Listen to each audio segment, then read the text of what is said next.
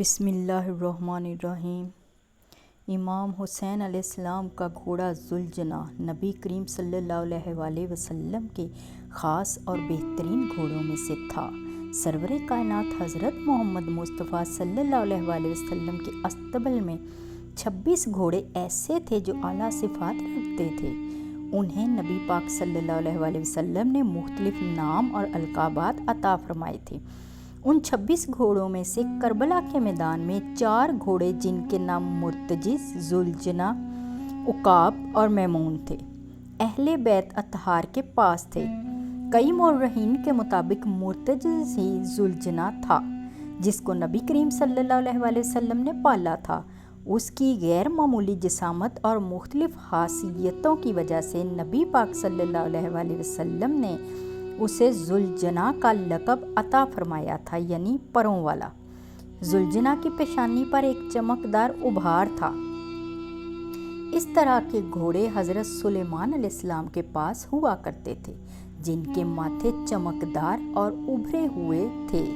ان کے پر بھی تھے جس کی وجہ سے یہ پرواز کرنے کی صلاحیت بھی رکھتے تھے۔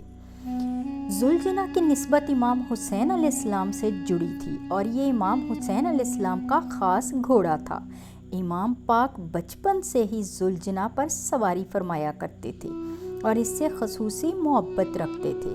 ذوالجناح بھی مولا حسین سے خاص عقیدت اور محبت رکھتا تھا اور امام حسین علیہ السلام کی ہر بات کو سمجھتا تھا۔ جب کربلا کے میدان میں آقا دو جہاں حضرت محمد مصطفیٰ صلی اللہ علیہ وآلہ وسلم کے پیارے نواسے کو شہید کیا گیا تو ہر طرف قیامت چھا گئی۔ یزیدی فوجوں نے آل رسول صلی اللہ علیہ وآلہ وسلم پر ظلم و ستم کی انتہا کرتے ہوئے انہیں شہید کیا اور کربلا کے میدان میں اہل بیت کے مقدس جسم خون میں لت پت پڑے تھے۔ اس دوران ذوالجناح تمام شہیدوں کی لاشوں کے گرد چکر لگا کر امام حسین علیہ السلام کے جسم مبارک کے قریب آ کر رک گیا اور اپنی پیشانی کو امام کے خون سے لال کرنے لگا۔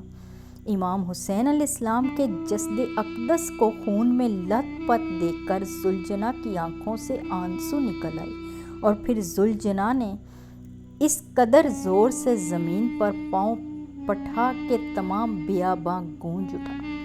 یزیدی فوجیں یہ منظر دیکھ کر حیران رہ گئیں۔ اس دوران عمر سعد ملعون کی نظر ذوالجناح پر پڑی تو یہ اپنے ساتھیوں سے کہنے لگا کہ اس گھوڑے کو پکڑ کر میرے پاس لے آؤ۔ یہ بدبخت تھا، جانتا تھا کہ گھوڑا ذوالجناح ہے اور نبی کریم صلی اللہ علیہ وآلہ وسلم کے سب سے بہترین گھوڑوں میں سے ایک ہے۔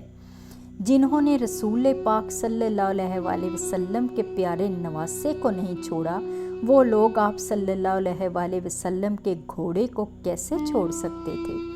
عمر سعد ملعون کے ساتھی جب ذوالجناح کو پکڑنے کے لیے اس کے قریب آئے تو اس نے ٹانگیں مار کر اپنا دفاع کیا۔ اس کی زوردار ٹانگیں لگنے سے کئی یزیدی مارے گئے۔ پھر کچھ سپاہی گھوڑوں پر سوار ہو کر اس کی طرف بڑھے تو ذوالجناح نے انہیں ٹکر مار کر زمین پر گرا دیا۔ بہت کوشش کے باوجود بھی ذوالجناح ان کے قابو نہیں آیا۔ یہ دیکھ کر عمر سعد ملعون چلایا کہ اس کو چھوڑ دو، تو اس کے ساتھی پیچھے ہٹ گئے اور دور سے ذوالجناح کی حرکات دیکھنے لگے۔ ذوالجناح پھر سے امام حسین علیہ السلام کے جسم مبارک کے پاس آ گیا اور اپنی پیشانی کو آپ علیہ السلام کے خون سے رنگ کر ایسے رویا کہ جیسے کوئی عورت اپنے جوان بیٹے کی لاش پر روتی ہے۔